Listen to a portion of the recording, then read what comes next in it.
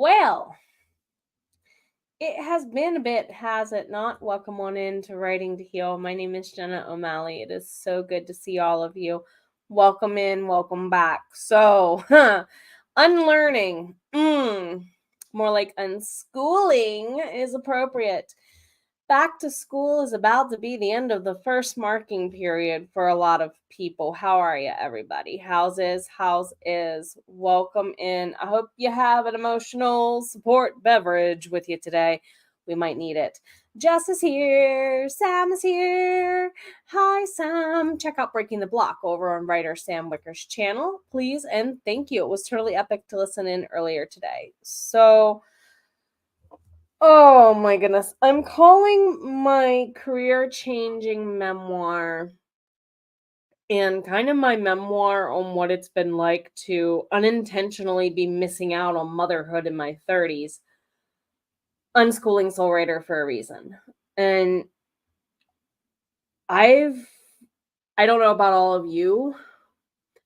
I don't know who me from 5 to 7 years ago is. Like, I know who she is. Don't get me wrong. I lived that life. But I don't relate in like many ways. A lot of us have habits, coping mechanisms, mindsets, ways of being that just simply therefore are not serving us anymore. She's going there today. I'm going there today. I'm doing a lot of that right now myself because of the move. We are downsizing. We don't have a choice with what's on the market right now. And because of rent hikes countywide, what we could afford a year ago is not even available comparatively to the size we have at the moment on the market without magically needing like another $1,000. Kid you not. So we're looking at having to, maybe downsize, unlearn some of those joys of living here, and so on. Miranda's here as well. Hello. Welcome, my friend. You don't relate back to who you were either. And I got thinking, 5 to 7 years ago, my husband and I were literally living in my childhood bedroom. That was our apartment. We shared the kitchen as a common area with others, but we basically lived out of one room 5 years ago. I am grateful for anything bigger than that, is what I should be saying. And I am so grateful we got to live in a tiny 2-bedroom apartment. And here, and the place we looked at yesterday is basically dab smack right in between. I don't like to compare because comparison's the killer of creativity, right? I like to reflect. So I'm not condemning the change. It just is becoming and is what it is. And a lot of us who are renting understand that notion right now. Sam, you kind of hoping that it would have been going down. No. The problem with Maryland will forever be that a lot of the people who are politicians, doctors, lawyers in the DC, Baltimore, Northern Virginia metro area, they have their secondary homes in the cheaper counties in West Virginia, Maryland, and PA. Maryland basically has all of the poor areas that are right outside of DC's nice areas too. Maryland gave the country the land that DC sits on is why. If you don't know your history, that was a gift from us. Enjoy. At the same time, Maryland has suffered in many ways, housing-wise, for a long time. my parents, the only way they were even able to ever buy a house is they were lucky that somebody they knew, friend of a friend, was selling their real estate. She was retiring from it. And she knew my mom and my mom's first husband and knew that he had been unalived, not of his own hand, and that it caused many issues for my mom. So she was like, can I be a good Samaritan and let you and your second husband rent to own? That was in the 80s. Rent to own doesn't exist anymore for people who don't have credit, for people who, live paycheck to paycheck. Rent to own was a safe haven. I can't find rent to own anywhere nowadays. And I'm wondering, will I ever be a homeowner? I'm in that bucket. I'm one of those people. I'm one of those teachers who's in that bucket, believe it or not. And it's really bad up here in Maryland. We are one of those states where you literally have teachers who are living hours away from where they drive and commute because it's cheaper. Unfortunately, the irony in all of this is the county that we lived in 2 years ago had an initiative where they were offering $20,000 to anyone who bought a house. And if you qualified for the program, of course, there were more applicants to the program than there were money available. But no, housing up here, it's gone up $600 in the last 2 years countywide on average. The apartment kicked us out, raised the rent, and the same thing's happening here. In the last 9 months, almost everybody in our little cul-de-sac has been given the boot, unless they work for the actual, like, maintenance guys and whatnot, who, as part of their job, they get rent discounts. They're still here. But almost everybody else, we've been given the boot. And we see the posted rate for the house right across the way from me that they just kicked someone out of a while ago is $300 more than what we're paying. And I'm like, oh my God, really? We can afford a mortgage. That's the thing. A mortgage would be less than what we've been paying in rent the last 2 years. That's the irony in all this. We can't afford to make the monthly payment for the mortgage. So #rude. That's literally the boat we are in. And we're looking. Every other place is smaller. This is a huge townhouse. It's 2,000 square feet. So 2,000 square feet, 1,000 square feet per person in this family. So that's a lot. I think the place we looked at yesterday is about half that.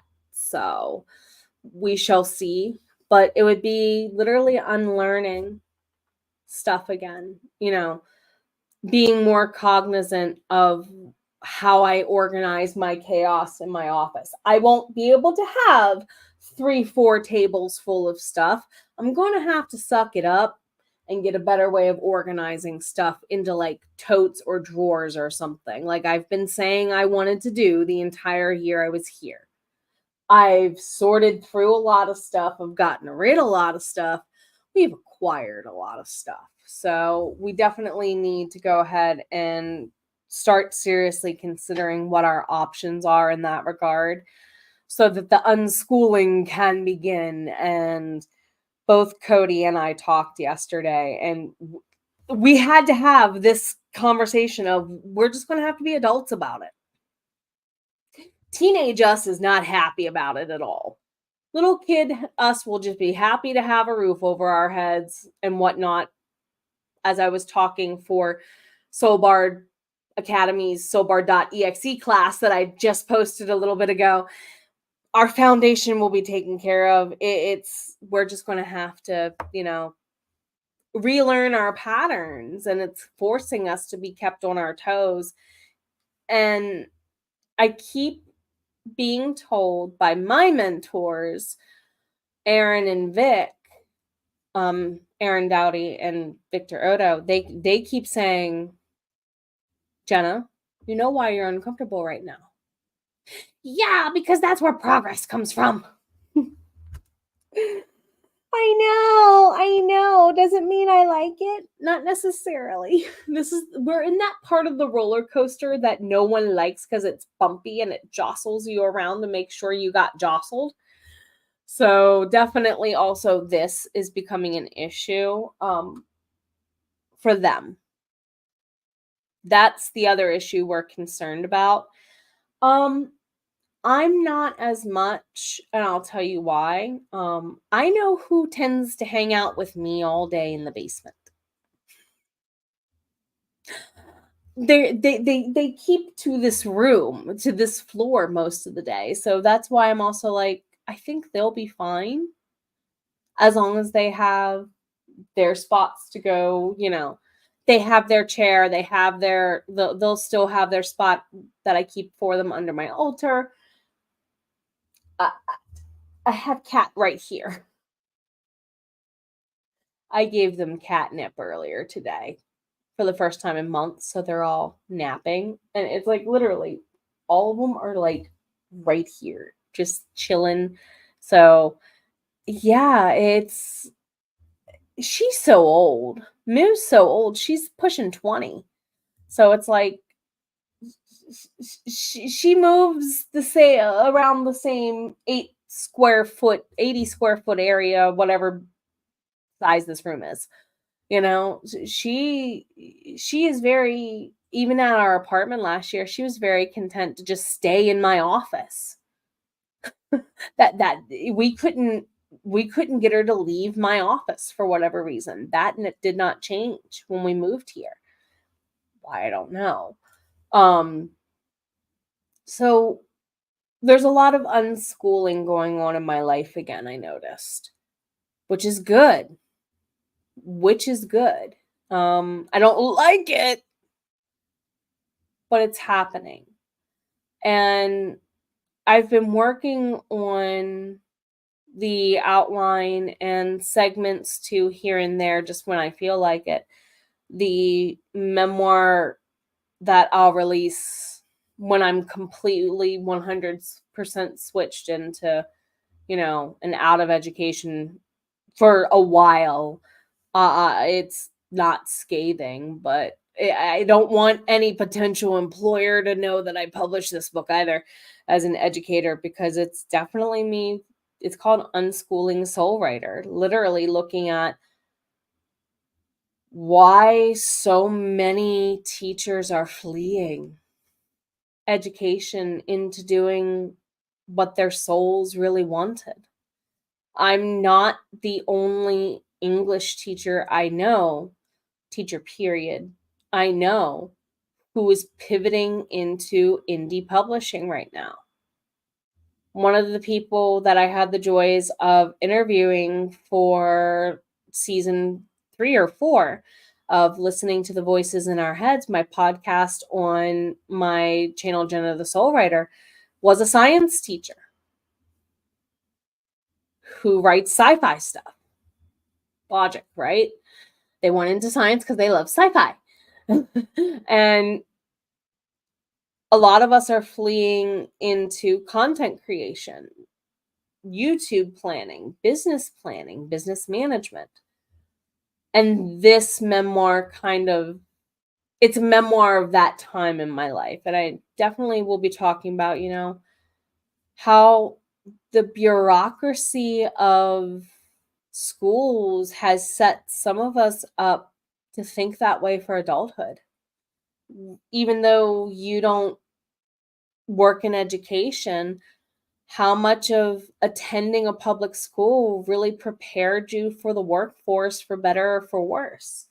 Because from an industrial revolution mindset, the time when public school became mandatory kind of mindset in a lot of countries, or became highly designed, that was the output was reliable workers who could understand, 9 to 5 schedules, consistent work with scheduled breaks. Why do schools have these things? Because in some ways they're meant to prepare you to be an employee. But a lot of us know that there are kids who are business owners making bank on content creation, and it's not by chance. Some of them had teachers who taught them this stuff, i.e., they took a class on, web design or marketing as like an elective in high school. Sam, no breaks, work, lunch. Yes, this is exactly what it was as a teacher for me. My I will never forget the last day I was in a classroom physically. March 2020. I pulled into work at 6:07 a.m. And the only reason why I remember the time is because I was listening to the radio and the announcer said, "This is your 6:07 a.m. traffic report." That's the only reason why I remember. And they were talking about this thing going on over in Asia that's making people really sick. And then they were talking about this, thing being on cruise ships and stuff. And I remember shutting that off, putting it out of my brain because, that's on the other side of the world. And going inside, and by 7:35, I had my door open. Yeah, I got there that early because I had a long commute, and I gave myself a 45-minute cushion in case I got stuck behind accidents or whatever, because I had an hour and 15-minute commute on an interstate with trucks. So I gave myself a buffer. I would use that bonus time in the morning, plan stuff, make copies, but the rest of the day from 7:35 clear through until 2:45 was literally period 1, period 2 planning, period 4 lunch, period 6 planning, period 8 go home. And it's no wonder there are kids and teachers having utter mental breakdowns, because we were not meant to be like that all day nonstop. But how many of us have been this since we were in elementary school, and now that's the way we expect to operate in our businesses? I am way unlearning that in my business. This is why I have leaned into the fact that I have the most energy right around the first couple hours of my day and right around the last couple hours of my day. I am a biphasic person. The middle of my day, I have like no energy. I'm exhausted. That's when, that midday brunt hits me hard. That's when I should take my break. Not 15 minutes, not half an hour. If I need it for 2 hours, I need it for 2 hours that day. So be it, right? This.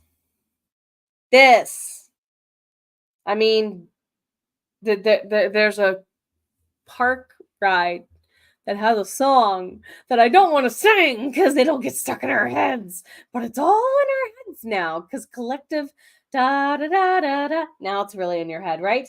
So yeah, it that song knew what it was talking about. Oh my God. Money does not make this world go around. The air we breathe does. And that literally was nature reclaiming that phrase. Mother Nature looked at all of us in 2020 and said, "Did you remember what I did to the dinosaurs? Here, yoink, oxygen." And we're all like, "Oh, yes." It had to add an extra E. It's being French. That's what Frey said in my head. Anyway, he's a French vampire. He should know. Your schools only had 6 periods on some days and a short homeroom. And see, yeah, this short homeroom, now we're having these things called advisory periods. At least right before I left education, they were having these things called advisory periods. And I'm saying this as somebody who had collective bargaining as part of a union. A lot of the things we did in advisory was anti-union and or pro-union mindset if the school was. So you didn't hear me say that. Anywho, just saying. When you see the activity you did at your union professional development summer sponsored event show up as a student activity, that school's probably pro-union. Anyway, Even earlier with Sam, up at dawn, feed. Yep. Take care of the gardens, breakfast, and back at it. Could fit a 5-gallon bucket. Or see, this might be partially true for you. Maybe not. I have farmers in my blood. My dad was born to farmers. That's my grandmother's side of the family through and through. So literally, when I said this in a therapy office to my most recent therapist, they're like, do you ever think that maybe that farmer's timing is why you're biphasic in your workday? And I'm like, you're kidding. Because at first she said maybe it's because that's when you had your commute and you had to mentally be the most alert. Made sense, right? But she's like, what if it's also just the women in your family are used to that? I said, that makes sense. Yep. Mostly farmers. Yeah, mostly farmers. I guess because the North Carolina area, there's a lot of farms down that way. My dad's from Virginia. My mom's from West Virginia. Farmers and orchards, right? So you're welcome. Jess says, you think that they changed an advisory after you left. I wasn't sure if that would line up with your age or not as advisory, because some states still haven't done the advisory method. But what is hanging over even from your most recent job you had that you need to unlearn? Now, mind you, I have not only worked in education. There's a couple of jobs I've had in call center work that I really need to unlearn some toxic-ish from. It relates to looking at stats, because in call centers we had quotas, and it was pointed out to me recently by one of my mentors of, this isn't a call center quota, Jenna. And I'm like, oh my God, it's like, he didn't even know that I had worked in call center management. That's what I did before becoming a teacher. And I was like, oh my God, I didn't even realize that's what I was doing. But that's basically what I was doing, was using that kind of training.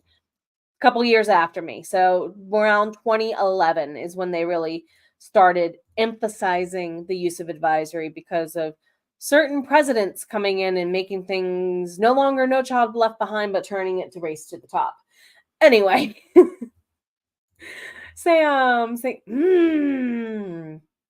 no, Jenna, no, we'll save the baddie coda for the other channel. Save it for the other channel. But with unlearning, I'm really looking forward. It's gonna, October and November are just gonna be ick. But I have a feeling December is gonna be amazing. We'll be moved. We'll be settling into our new place right in time for Christmas to actually like unpack for Christmas and have Christmas for the first time in what he and I realized is probably since about 2018, 2019, actually doing like a full-blown Christmas the way we enjoy doing it. And I think some of us are getting back to as well. Jersey, I will address that Wednesday night in my sprints for Wednesday night, my friend. That I had to change due to move, for one, and two, we'll talk more about that on Wednesday night, because that's more appropriate for my sprint nights. But thank you for being here. I'm glad to have you over here. Jess, should have in 2017, but too much time. See, you had to take care of yourself. You had to take care of yourself. I have a couple of students I've worked with over the years who literally, I had one, I had a kid who was on track his 9th grade year. He tore his MCL playing soccer or something like that. Missed his 10th grade year because the doctor messed up the surgery. Poor kid. And they had to give him a fake knee because of it. Because the doctor messed up. He missed a whole year and a half of school because he was in the hospital. Literally. So yeah, this is the kind of stuff people don't realize happen to kids and how they can get behind, and it's legit not your fault. Yeah, come to Sprints Wednesday. I wondered, because most states 20 to 21, they don't want you there if you're of legal drinking age. They will make you go to night school. Yeah. I had another student that he had various health concerns that required him to miss a lot from like young age up. And yeah. Yeah, he had to, because of legal drinking age, he had to attend his last month of school at night school. That's how close it was. And he was so mad. He was like, "I don't want a GED. I want an actual high school diploma." Glad to have you here. I'm glad to have you here. Um, with unlearning things, and this is something that kid had to unlearn, our own limitations we put on ourselves.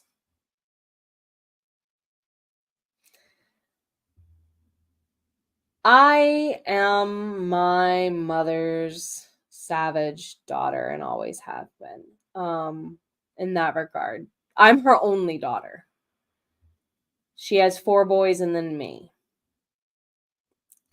She tried to dress me in dressy pink frilly makeup stuff. Mm-mm, mm-mm. The first time my mother gave me a makeup palette as a kid, I threw it at her. I said, "No, thank you. Too girly."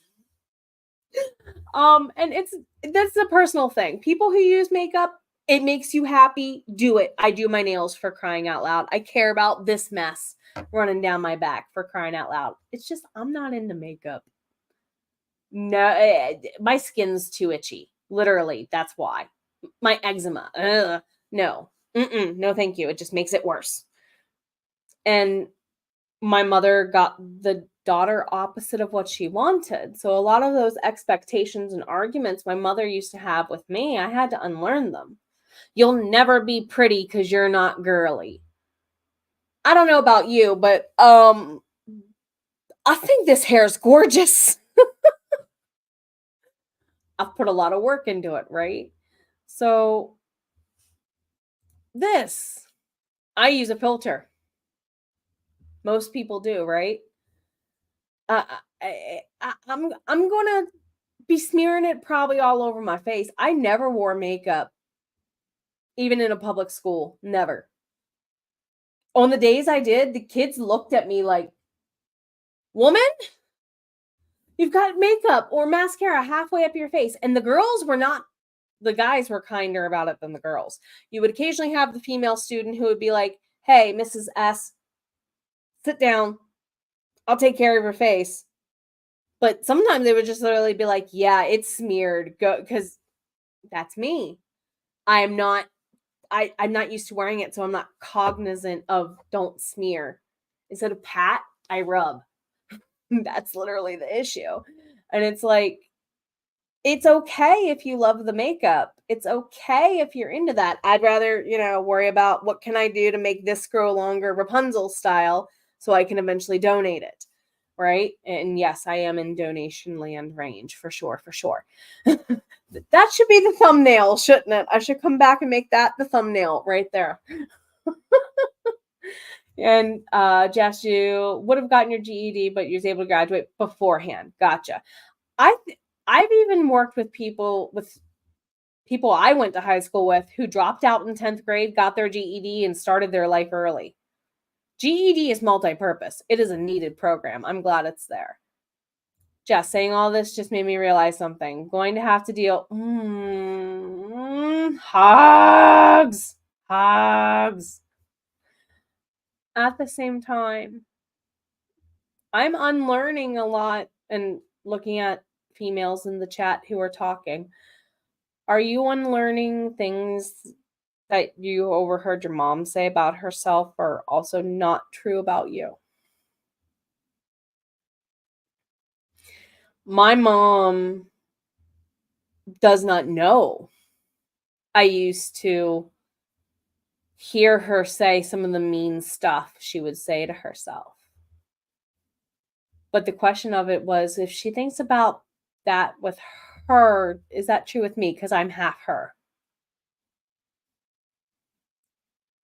Spin that around also for any other family member or friend or former whoever in your life who made you believe a lie for their benefit.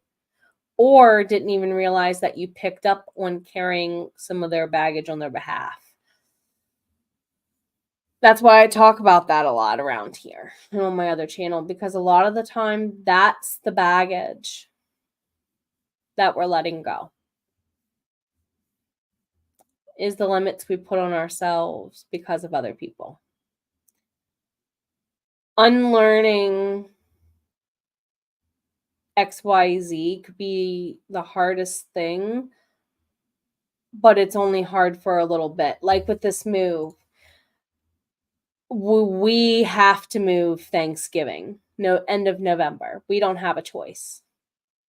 Where we're living, they're the kind of place of, if you don't move out, they will have the sheriff kick you out,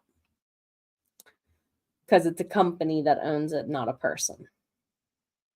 We've learned our lesson with that. We had hoped to stay here for a while longer. For whatever reason, the divine knew otherwise. We could not stay here. So that's the other thing. I don't consider myself very religious at all. Spiritual, sure. In connection with the fact that there's a higher power and I'm not exactly sure what to call it, and I don't want to make it mad. I want it on my side. And it's one of those times where, again, being uncomfortable is where the learning is going to happen, where the growth is going to happen. And I can only ask something that past me has had to learn how to ask of the powers that be. Call it what you want. As one of my coaches, Matt Schaefer, says, you can call it God, Allah, Jesus, Mary, Joseph, purple monkey dishwasher. I don't care what you call it. As long as it's a higher power that does good out there and it has the intention of allowing me to continue to do good, and this or better is the wording that my coaches have said and my therapists have said to try over the years. This or better. I want whatever this is or better, because I know I could handle a repeat of blank. The or better definitely is preferable. Miranda, dishwasher. That's why Matt probably says it. If you want to hang with Mondays with me over Mondays with Matt, I do him every Monday evening at 7 before Jody Jean goes live. He does a live on his Facebook group for free. And these are some of the things he's asked me lately. You know, what are you doing to unlearn who you were when I first met you a year ago? And I'm like, dang it. Dang it. To the heart of the problem, to the soul of the problem, as he might say, or as I might say now because of, right? So some of us are being forced to unlearn, to move, to be uncomfortable, to do what we don't want to do more than ever. Sometimes that is what we need to do, is the lesson, then the message that keeps popping up in everything I say between vlogs here and classes, it seems. So ultimately, thank you all for the past year in this streaming space. Whether you watch here or on my main channel, whether you partake in my courses or just the free things I offer, whether you read my books or you talk to me about writing books or talking to me about reading books about writing books, I'm very grateful. Those of you who show up are literally the ones that are helping me to be able to be here for me, in some ways support myself and my family, and also the ultimate goal of the business. Help me to help other authors and creatives to continue telling healing stories that really has a soul, SOUL, intention of helping people see past what's in front of their faces blocking them. We write the relatable tales we do. We share the relatable journeys we share. And our books are helping people not just to escape. We are literally helping them to unlearn what they are not. One word at a time, you're doing the same. All the hugs. See you at my table another time.